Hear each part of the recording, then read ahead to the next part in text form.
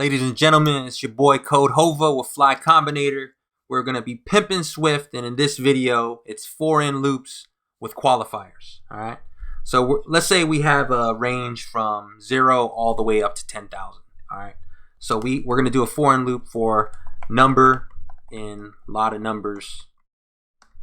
All right. What we want to do is we want to find numbers that are perfectly divisible by a crazy number like 77. So if number modulo 77 is equal to 0, we're going to print that number out. So remember that the modulo, if whatever number modulo 77 is equal to 0, that means that it's perfectly divisible by this number. So if it's 3, so there's 130 numbers from 0 to 10,000 that are perfectly divisible by 77. So if we wanted to look up something crazy like 37, that's 13. Oh, 271 numbers.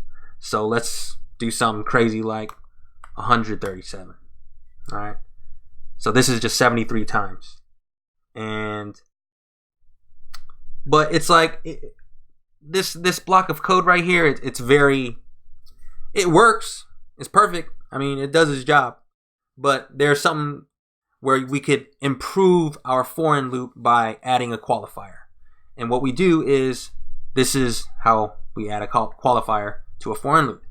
So for instance, we're going to say for number in a lot of numbers.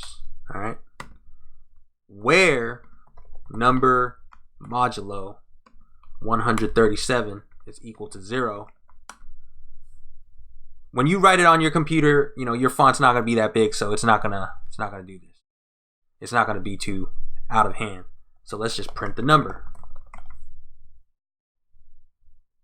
And this too, it does exactly what this does, but you're able to add a qualifier into your for loop, and this makes it a lot more easy.